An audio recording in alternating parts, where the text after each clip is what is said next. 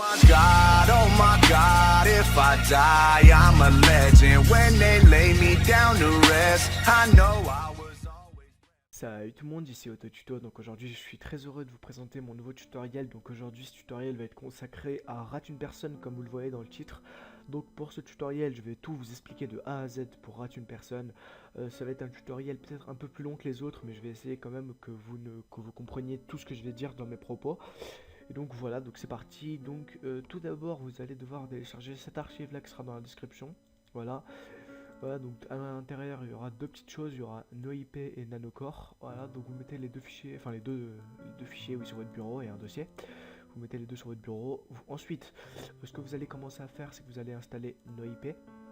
Donc vous allez pouvoir l'installer normalement comme un logiciel basique, hein, il n'y a aucune installation difficile. Ensuite vous allez pouvoir le supprimer de votre bureau.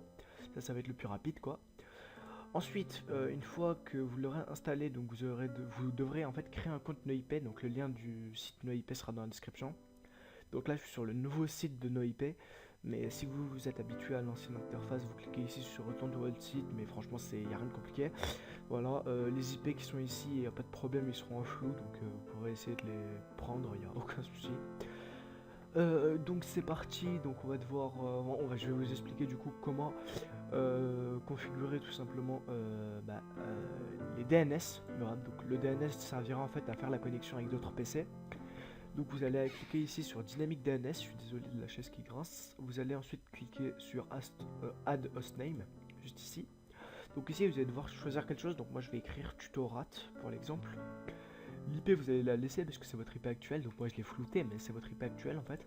Et ici vous allez choisir en fait le DNS que vous voulez, mais ça n'a vraiment aucune importance, c'est que uniquement pour vous, ça n'a aucune incidence avec personne d'autre, donc voilà.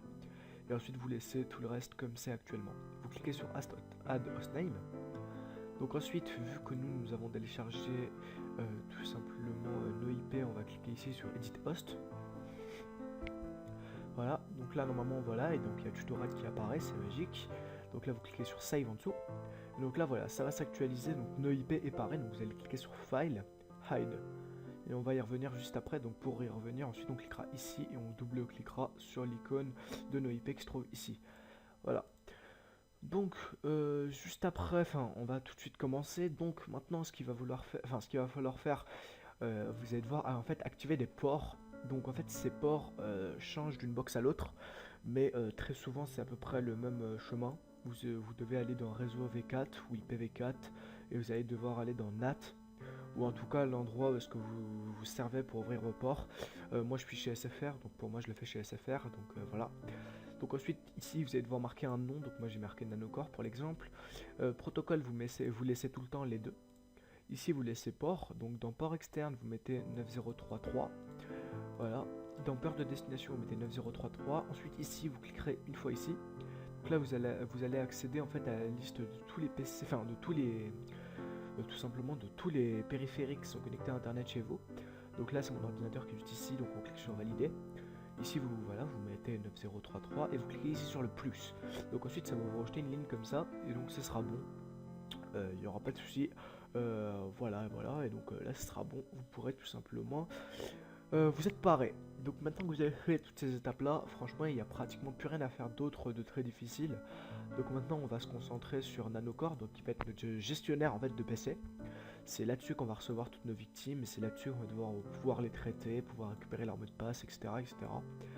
Donc on va devoir exécuter NanoCore. Donc vous rentrez dans le dossier et vous double-cliquez sur NanoCore, vous faites exécuter. Voilà. J'espère que ce tutoriel n'est pas trop rapide, mais j'essaye vraiment qu'il ne soit pas trop ennuyant pour vous et qu'il soit bien détaillé. Voilà. Donc ensuite, une fois que vous aurez cette fenêtre pour la première ouverture, vous allez faire ici autoriser l'accès. Voilà. Donc la première chose qu'on va faire, on va cliquer sur Network et on va aller sur Port Manager. Donc ici il y a 9033, donc moi je l'ai déjà mis, mais vous allez devoir le mettre. Donc pour vous expliquer comment le mettre, je vais cliquer sur Add Port. Ici vous allez marquer 9033, vous cliquez sur continuer, vous allez faire clic droit dessus, enable. Et c'est bon. Donc là le port est activé et c'est bon, normalement vous n'aurez plus besoin d'y toucher. Ensuite vous allez devoir aller tout simplement dans Builder Settings. Voilà. Donc là en fait vous allez marquer à chaque fois que vous allez recevoir des victimes d'où elles viennent. Par exemple moi je vais marquer tutoriel. Donc ensuite ici dans Primary Connection Host, vous allez devoir mettre l'IP en fait de votre DNS. Donc on va réouvrir nos IP. Donc c'est pas l'IP de votre IP à vous, hein, mais c'est vraiment l'IP du DNS. Donc la DNS c'est tutorat.ddns.net. Donc tutorat.ddns.net. Donc connexion port ici on met 9033. Voilà, donc dans tout ça, on va cocher la case donc pour que tout simplement le RAT se lance à chaque fois que le PC sera démarré de la victime. Voilà, donc ensuite on va cocher cette case là pour qu'en fait quand il va lancer le RAT, ça va lui faire un droit d'accès au PC donc qu'il va devoir activer. Donc voilà, c'est conseillé de le faire histoire que après vous puissiez récupérer le mot de passe plus rapidement. Ensuite, on va directement passer à la case notification. Donc dans notification, vous allez pouvoir en fait mettre un message. Donc par exemple, on va pouvoir mettre un message test. On va pouvoir mettre un message tutorat. Voilà, donc ensuite vous cliquez ici sur preview. Voilà, donc ça va vous ouvrir en fait la fenêtre que ça va ouvrir tout simplement à votre victime une fois qu'elle va lancer le RAT. Dans assembly icône, vous pouvez mettre une icône. Bon, moi j'en mets pas, mais bon, vous pouvez en mettre une, ça fait toujours mieux. Donc les icônes, ils se trouvent par exemple sur des sites internet. Là comme ça, je saurais pas vous en dire, mais bon, franchement, ça existe quoi. Vous marquez icône gratuite sur Google et vous trouverez bien votre bonheur. Donc ensuite, vous allez ici dans surveillance X settings et on va activer le keyboard. Tout simplement, ça va être quelque chose qui va pouvoir nous servir par la suite. Donc ensuite, nous allons tout simplement créer notre fichier que nous allons pouvoir envoyer à notre victime. Donc le but du RAT justement vient là. On va créer un fichier, donc ce fichier on va devoir l'envoyer à la victime. La victime va pouvoir lancer ce fichier et donc là-dessus on va pouvoir recevoir les victimes. Donc moi pour le tutoriel je vais le tester sur mon propre PC, mais je vous garantis à 100% que ça marchera sur les PC des autres personnes. Par contre il y a un très gros désavantage.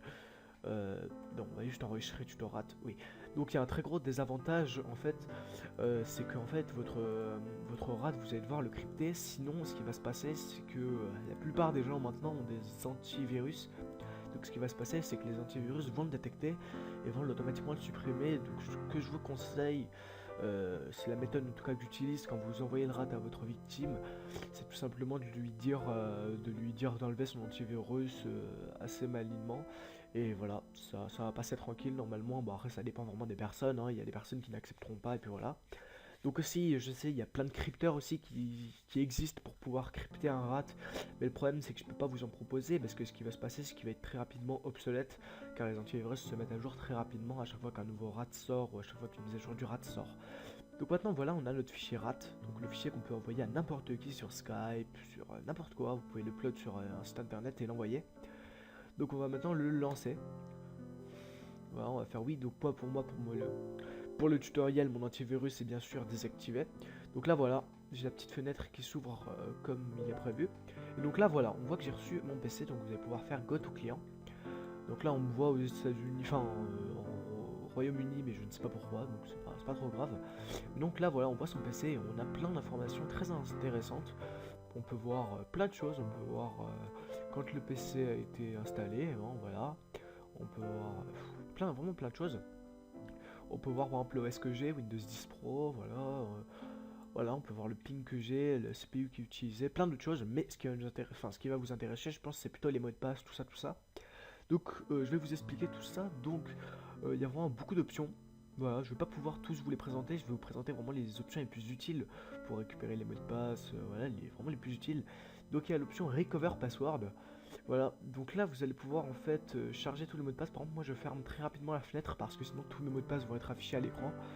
Et j'aurai un peu la flemme tout simplement de flouter ça parce que mon IP je m'en fous un peu, mais par contre ouais, les mots de passe c'est quand même important.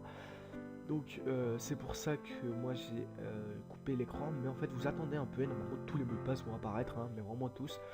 Et donc là ce que vous pourrez faire en fait c'est créer, en fait en faisant clic droit sur la fenêtre, là où il y a tous les mots de passe, vous pourrez en fait l'exporter vers un fichier HTML qui sera vraiment très joli à lire et que vous pourrez envoyer à vos amis par exemple pour partager tout ça.